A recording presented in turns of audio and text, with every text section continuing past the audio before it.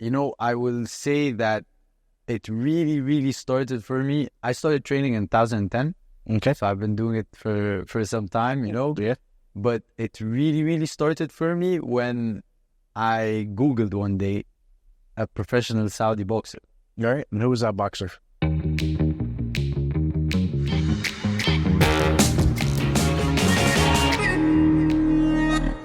Hello and welcome to the Mayman Show. We are coming to you from the Mike Tyson Boxing Club in Riyadh, the Kingdom of Saudi Arabia. And our guest today is a phenom in the Kingdom of Saudi Arabia's boxing scene. He is undefeated.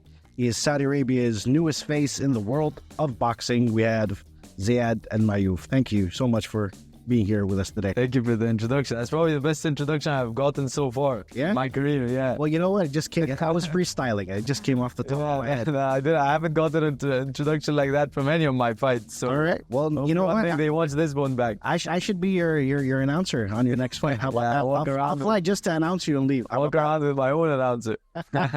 How's everything going with you? Not bad. So, as I said, you're one of the most rising stars here in the boxing scene in Saudi, and you have an undefeated record. So, tell us a little bit about how you started and what's the, your most memorable moment so far in your rising career. Well, let's just start by saying, it's a big privilege to be where I am. It's a big blessing to be where I am. But of course, with that much privilege comes just as much pressure.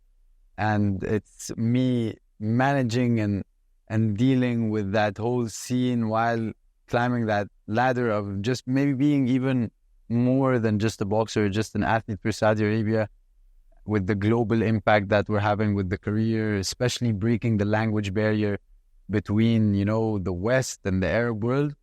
So, I will say that it really, really started for me. I started training in 2010. Okay. So I've been doing it for some time, Yeah.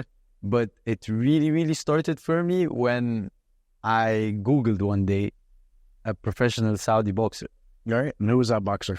No one. No one? Yeah. Exactly. So I found no one. All right. And then you Google Saudi boxer. You find no one. And the thing is, when you're young, right, you always look to have idols. Mm-hmm. And it's even a lot better when your idols are people you can relate to, where your superheroes are people you could relate to. So you try to find the closest thing to you. Right. So then you make the search a little more broad to find someone you could relate to. And I didn't find anyone in Saudi where I could idolize in my career.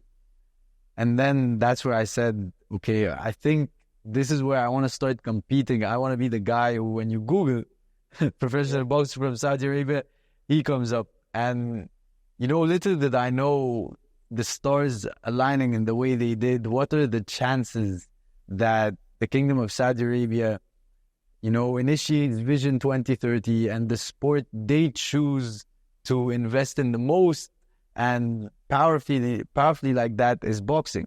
And then behind the scenes, there's a Saudi boxer that's been training for over a decade, preparing and waiting for a moment like that. So I always say that my career aligns exactly with Vision 2030, but to touch on what was the most memorable moment of my career, I would probably say my last fight.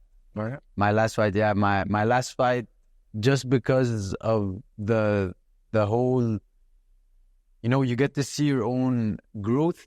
Okay. As you see the country's growth as well. All right. But it was the first fight where I actually felt I'm fighting at the true fight capital of the world. Okay. And now it is really, Saudi Arabia is now the fight capital of the world. And it was just so many things that happened during that fight. First of all, is just seeing how I controlled myself mentally, how I controlled myself emotionally. And then the reception of the people, the crowd, the fans are way more knowledgeable about boxing, the fight game, who Zizo is right now. And then I also signed a mega global deal with Anthony Joshua's management. Okay. He is a big idol of mine, a big idol of many. But I love being the first to do so many things. All right. But what's more important for me is to be the first of many. And so that step kind of sets the stone for those who will come after me. And that's my goal. All right. Okay. Fair enough. And can you set the stage a little bit about your last fight? Just when you were walking in venue and just your thoughts about your opponent.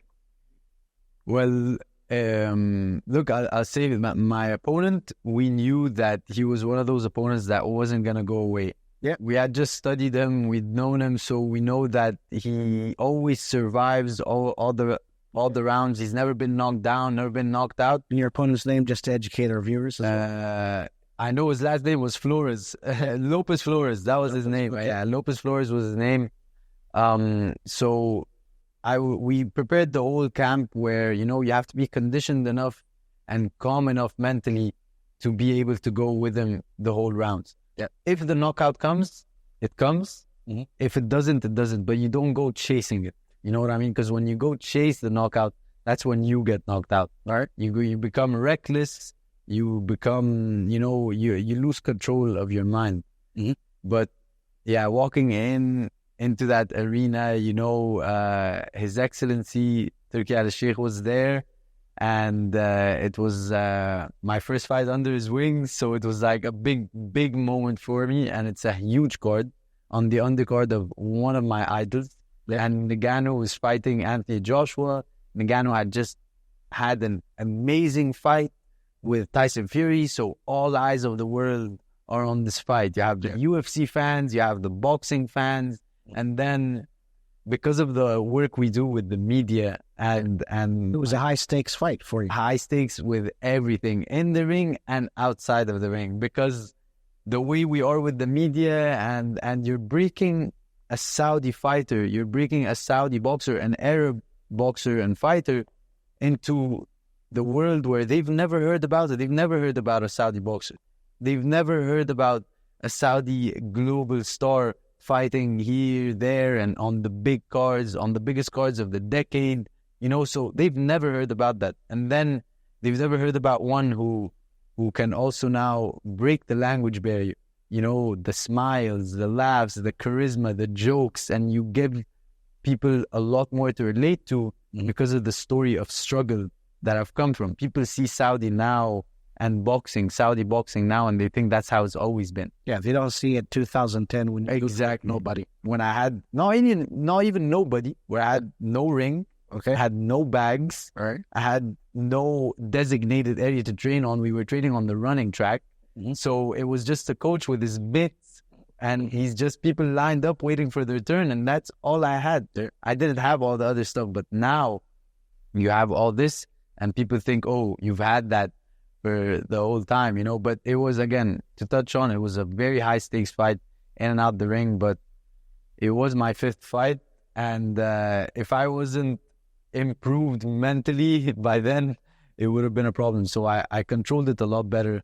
I became so much better at enjoying the moment, enjoying the small moments. Sometimes in my previous fights, I let the size of the occasion take away from the small moments that would happen. For example, you did an interview with Sky Sports or BBC. That's something huge. Take a moment to talk to your younger self and just say, you did that. Tell a shit a bit. Yeah, exactly. It's like you just did that. But because sometimes the size of the occasion was huge, I would never, take care of these moments. Yeah, but now I've been controlling it a lot better, and no better place to do it than here, because the crowd's reaction and reception just makes you forget all the doubts, all the worries. The passion of the Saudi people when they're cheering one of their own, especially. I don't think what's understood doesn't need to be explained, and they are very good with that. All right. Okay. Fair enough. And okay, so when in 2010, when you Googled, Saudi boxer and you found nobody, and you wanted that blueprint to follow, who did you end up following? Whose career did you end up following or trying to replicate or look up to? It was Manny Pacquiao. Okay. Actually, because of what he was to the Philippines. All right. So the way that he is to the Philippines, they look at him as if he's come from the sky. Yeah. You know what I Not mean? that far. We have a large Filipino community. Yeah. It's like he is something else for them there. It's like he's a prophet there. Yeah. And what he was for the Philippines, how he carried that weight on his back, and how much he achieved while doing so, having moved abroad to train alone, leaving his family behind, but then also what he did outside of the ring, how he helped his country, how he helped his people, how he introduced the world to the Philippines. Okay. You know, and he was always announced as the fighting pride of the Philippines. Okay. So I was like, I always want to be announced as the fighting pride of Saudi Arabia, you know, the fighting pride of the Arab world. That's what I want to do. So I took him as my idol. And actually, that's what set the stone for my whole career. Okay. When I moved to the States in 2019 to pursue my studies, I majored and graduated as a psychology major. I only applied to universities in LA, Los Angeles only, because that's where Pacquiao was. Right. That's where Pacquiao's gym was. That's where his coach was. I want to go where Pacquiao did. So I did exactly that. August 4th of 2019, I arrived in LA.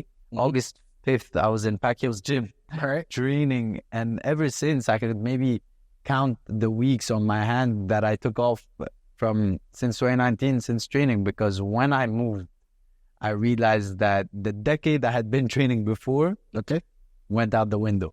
All right. Because, you know, we didn't have the IQ, the knowledge. We didn't even have boxing on TV. All right. You know, so the levels were completely different. Okay. I stayed there for a lot of years, just getting a beating every single day. Okay. And you know, before you were getting that beating every single day, did it take a lot of convincing for you to join their gym and, you know, to be taken on as taken on seriously in terms of boxing training? No, when they found out, you know, your background, you know, being sanity and a country virtually back then that had no boxing scene. Yeah, you know what? You know what's so funny? Me and my brothers were just speaking about it a few weeks ago. A long time ago, when you used to speak to people in the West and tell them you're from Saudi, they sometimes wouldn't care at all, know what it is even, or they just wouldn't, you know, give you the time of day. Yes, exactly. But say you're from Saudi today. You know, I mean, say you're from Saudi today when you're asked about it in the Western world and see what happens. Then everyone talks about Saudi, Riyadh season, events, sports, Ronaldo, boxing, Ronaldo premieres, everything.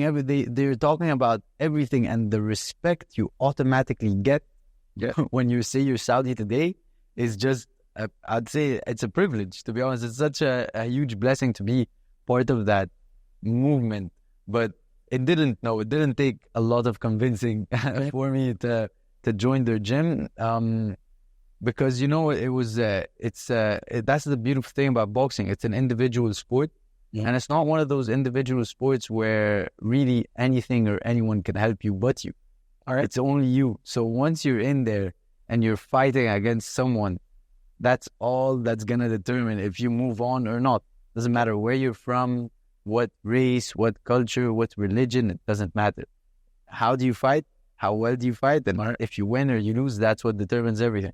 All right, fair enough. And then since we started this interview, you know, you mentioned that Saudi is the boxing capital. You know, all eyes around the world are focused on the Kingdom of Saudi Arabia whenever there is, you know, a huge sporting or boxing event.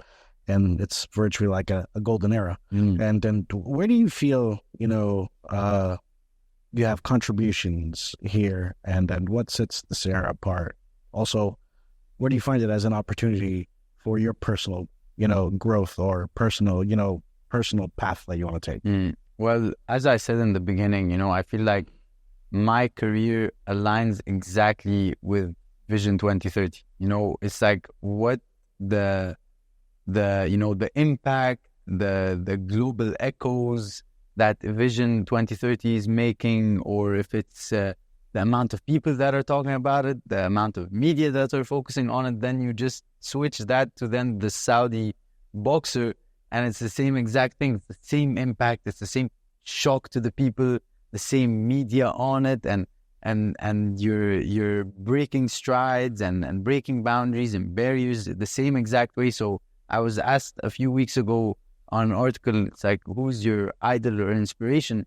And I said it in the most uncringe way, to be honest. I said, today, I feel like my inspiration is Saudi Arabia.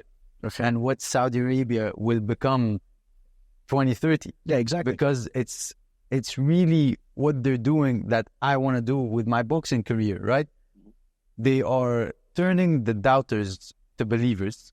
They are turning the haters to lovers. Exactly. They're achieving a lot more than people thought they would. Yeah. And they're breaking records. Yes, giving me also endless amazing content to shout as well. Exactly. So it's like, when you then look at the perfect boxing career, or how perfectly my boxing career would go, it's exactly that. You turn doubters to believers, and I have a lot of doubters because of being a professional boxer from Saudi. They've never seen it before, this and that, and then turn the haters to lovers. Achieve it while doing so, maybe even achieve more than others thought you did, others thought you were going to, and then break records, make history. I was the first to do so much, alhamdulillah, but I want to be the first of many, and that's where I want to touch on. I feel this is where my role is going to be. And of course, everything I'm doing right now is all due to His Royal Highness, the Crown Prince Mohammed bin Salman, and His Excellency Turki Al Sheikh, where the career I'm on right now and the backing I have from our inspirational leadership. When I say I want to be the first of many, we can't forget that boxing is a business disguised as a sport. Yeah. So obviously it's pro. Professional boxing especially. Correct, yes. So the amount of people you are going to deal with, the amount of people who are going to try to, sideline you or make it a lot harder on you, not even the people, but the opportunities. Yes, or try to ride your coattails. Exactly. The opportunities people might try to take away from you, or maybe the opportunities you didn't have, I didn't have coming up. Yeah. I want to make sure that those who come after me don't go through the unnecessary struggles that I had to and still have to go through to get that stuff done, because sometimes I think to myself, okay, well, right now I'm blessed enough with the language, the education to kind of read through these people. I don't want anyone who is even more talented than me to come after me to struggle with the business of boxing. Yeah. I want to give them a stronger, back to lean on after the Saudi leadership, of course, when they are facing those unnecessary struggles. All right. So that's where I feel my role is going to be, and we're going to keep making more history, not being more than an athlete, more than a boxer for Saudi Arabia, but maybe a spokesperson, a representative, change the conceptions, the perceptions on the people, and just play around that area where it's a lot bigger than boxing now. My story is, I always say it's multi-generational. Okay. I said I think it was Arab News where I said, every generation you get the power puncher, the fast puncher, you get the boxer, the brawler, but it's only multi-generational where you get the superhero, where you get the history maker, where you get the Pacquiao, the Zizo, where you get that story. And that's, alhamdulillah, where what God chose for me to do. Okay. And then, since you're exposed to the business side of boxing internationally, where do you see the untapped opportunity for commercialization, profitability, the business element of boxing is here in the kingdom? Aside from events, obviously we're doing grand scale events. Yeah. We're talking about athlete development. Well, actually, the events themselves are the least players in the ROI. Yeah, they're the least players in your ROI when you're throwing an event that big, because then your ROI always depends on the TV rights, the pay-per-views, how many people are going to tune in, or if it's even the commercials, the promos, the marketing. That's where the ROI really is. And then in our case, for the kingdom, the ROI is away from the sport, away from the boxing, away from the event, where the ROI is how many people are going to come to the kingdom now.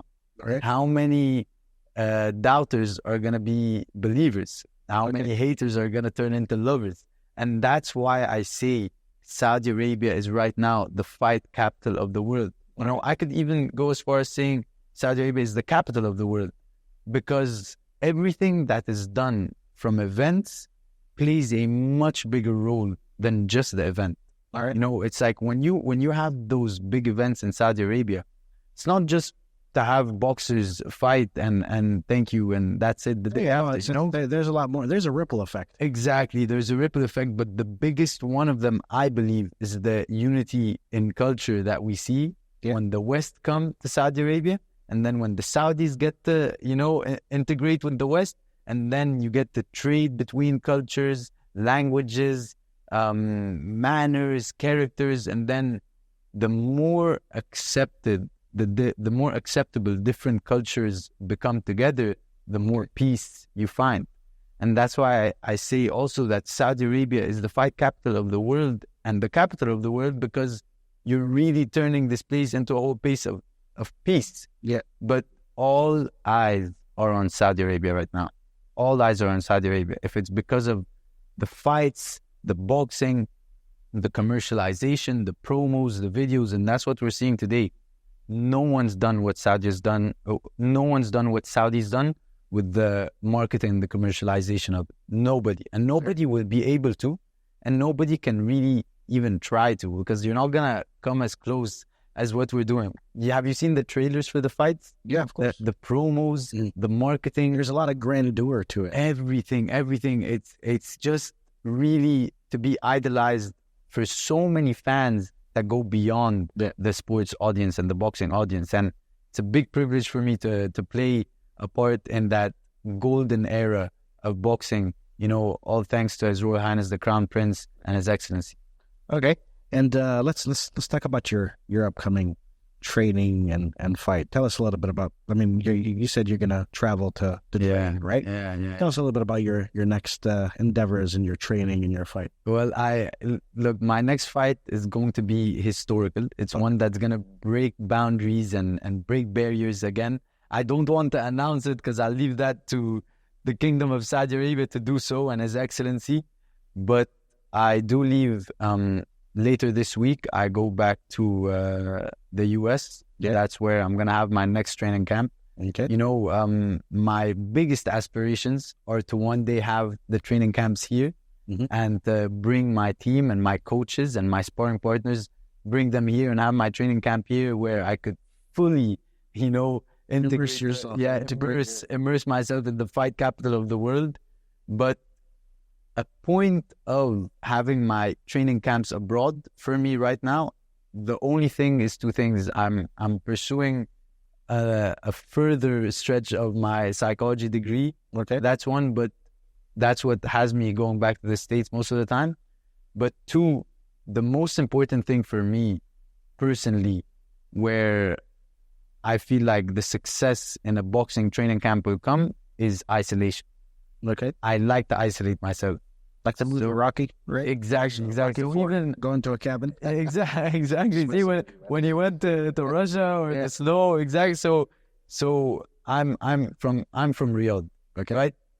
Even if I have a camp in Saudi Arabia, I can't have it in Riyadh. Okay. I can't. You got friends, family, family, distractions of just even the thought of having them around, or even how easily accessible they are to even just a phone call, right? Sometimes the real growth from being abroad is the isolation, or the real growth from being alone is the isolation.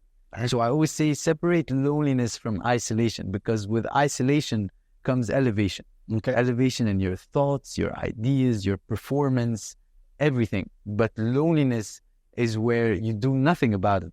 Okay. Where you have nothing to chase when you're alone, or when you are doing it for the sake of being alone. But in isolation and training camp, I don't have my family to call at any time. Okay. I don't have my friends to call at any time. I'm alone. I don't have my family there. I don't have my friends there unless they're with me in camp. So it's just being alone, focusing 100% at the task at hand, winning my fight, winning in great fashion, getting the knockout, continuing making history, for Saudi Arabia and the Arab world. And that's why I really just like to go away so I could be alone and as far away as I can. But the next fight would be something very big, very, very big. And I'm grateful to the kingdom, the leadership, all those involved. All right. Okay. I mean, you get when your next fight happens, just remember you have your next ring announcer. Yeah, the ring announcer. The happy announcer for the next fight. So that's exactly what's gonna happen. I feel like even if it's just a voice note, please. That'd be awesome. Right? In the ring, here's a voice note. Like you play, right? No, I'll come in person and actually answer. It's just a voice note. That's amazing. And before we wrap up this interview, I always ask my guests if they have a personal message to the audience. What's yours? I hope, to my audience, I hope I impact your life through my career and whatever you are doing. I hope I impact it for the better. And, I always say it in Arabic. I'm going to try to say it in English. But take care of your parents, respect your parents, your mother, your father. They say there is no secret to success, but the real secret to success is how you treat your parents and how you treat your father and your mother. That's going to determine anything you do, how successful you be at anything. So yeah, I hope I have that positive impact on your life and whatever you do through my career. All right. Well, thanks enough, for taking the time to be here. Thank you so much. Thank you for having me. No, not a problem. My pleasure, man. We'll let you go back to your training, and then wish you nothing but the best, and to kind of capture the essence of what you've been telling our audience today. I'm going to wrap up the interview with a saying, which is, I came, I saw, I conquered. See you later. That's beautiful. That's the one. That's the one.